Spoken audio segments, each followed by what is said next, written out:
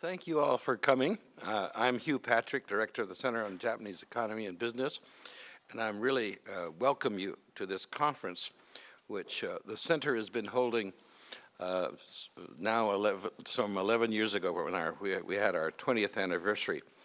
And so we've been holding it every year. For me, it's a wonderful opportunity to see many old friends. As it happens, I don't have my distance glasses on, so I can see vague faces, but later on the reception.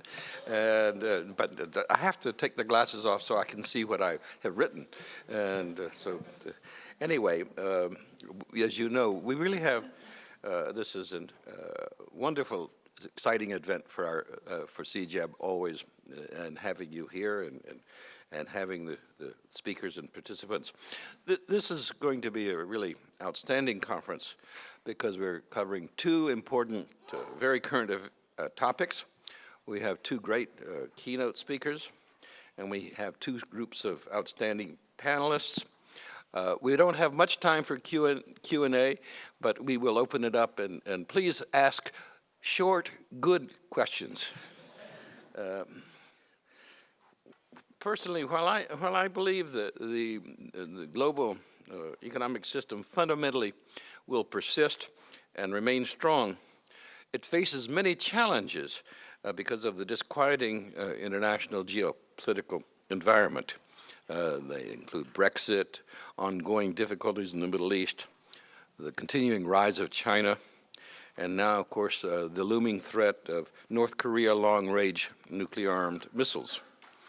But in some ways, perhaps, maybe not the greatest challenge, but one of the most interesting challenges lies in the United States itself. Early last fall, when we were planning this conference and planning the topics, we knew that the United States would have a new president, and that would be important to hear about how U.S. policy was evolving as a consequence of that. But like many Americans, and indeed many Japanese, I think, I was really surprised when Donald Trump was elected president, because I thought, like most of us, of course, that Clinton was going to win. So it turns out that what I thought would be a kind of ordinary topic turns out to be a really particularly important topic, U.S.-Japan economic relations. So it has this sort of unexpected resonance and importance. And so I'm particularly glad that we have a presentation by Alan Wolf and the discussion by the panelists. I'll introduce Ambassador Wolf later in the program. We selected the financial services topic because of the current and future importance of what's going on in financial services. As you know, the industry is in an ongoing process of major transformation driven by a range of technological innovations which are summarized in this term FinTech. And I'm particularly glad that Nobuchika Mori, Commissioner of the Financial Services Agency, has agreed to be our keynote speaker to lead off that topic. He is one of the people that I most respect in Japan, and I always learn from him. He's always he has his own cogent views. He expresses them articulately, and sometimes controversially, as I'm sure you all know. Also, I like him a lot. We became friends when he was in New York many years ago, and so we're at the stage where he's sufficiently Americanized that he calls me Hugh, and I call him Nobu.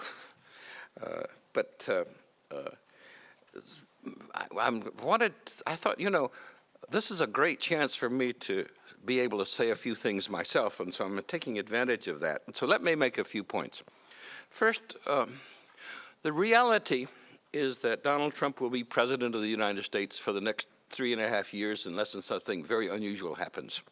So we have to deal with his personality and his style in the context of what I consider to be rather disturbing policy pronouncements. He's created an environment of nervous, even anxious, uncertainty in both our countries and all around the world.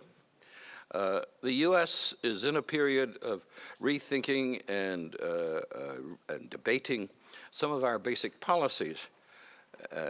And I think the maintenance of a free and open trade policy is one of the key issues and is a major uncertainty. So the first policy action on international trade of the president was withdrawing from TPP. It was a bit of a shock, but it wasn't a surprise because he had been very clear about that. Second, there are significant differences between Trump's earlier pre-election rhetoric and his current rhetoric. But more important, I think there are major differences between what he says and what the actual policies that the Trump administration has been proposing, at least so far. Third, if the United States engages in tax reductions and major infrastructure investment, and I think that will probably come to some degree, in the shorter intermediate term, it will accelerate the U.S. economic growth rate, and everyone, including Japan, will benefit from faster U.S. growth. What will happen after 3 or 4 years of this, I'm not quite sure, but right now, I think our challenge to get through the next 2 years, and we'll see. Fourth, the U.S.-Japan relationship is good and strong and will continue to be good and strong. I think under Prime Minister Abe, Japan has managed the relationship with President Trump and his administration very well, and so I give Prime Minister Abe lots of credit for that. The U.S. security alliance has been reaffirmed. It may cost Japan a little bit, but I think that's not the key issue anymore. One of the U.S. economic policy priorities has been to reduce the U.S. current account deficit to zero. And frankly, I think that's an excessive policy, but there it is. And while Japan has a very large trade surplus with the United States, I do not think the U.S. government will take direct protectionist actions in trade with Japan. But I want to hear what Ambassador Wolf and the second panel have to say about that. In a sense, it's fortunate, if fortuitous, that the U.S. exports to Japan are rising because of the success of fracking and LNG. But I don't think that will solve this sort of the nature of those issues.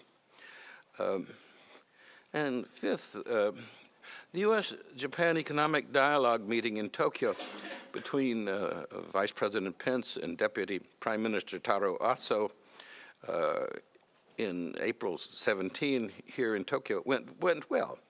And then just after that, 2 days later, Minister Aso came to New York and spoke at CJEB before going on to Washington and the IMF and World Bank meetings. Let me end on a personal note.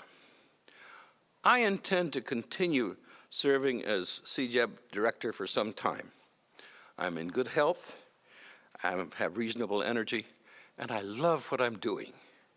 So you're going to be stuck with me for a while. I'm very fortunate in two ways. One is that Professor Weinstein and I are closely work together already, and he eventually will take over from me, but he's not pushing me out. So I feel very, very glad about that. And we've been delighted that Professor Takatoshi Ito, since he's joined the Columbia faculty, has been taking his own leadership and providing a momentum in our activities. For example, the FinTech panel is something that he completely organized, and he's serving as moderator.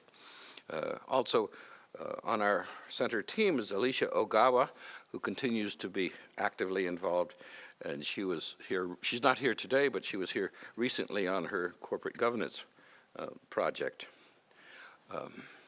I am really proud of CJEB. It has benefited from being well managed and handled by our team of 5 administrators. And I'm looking for where they are. It's led by Ryoko Ogino, who's the Director of Administration for the Center. So you've got to stand up. Let everybody say thank you.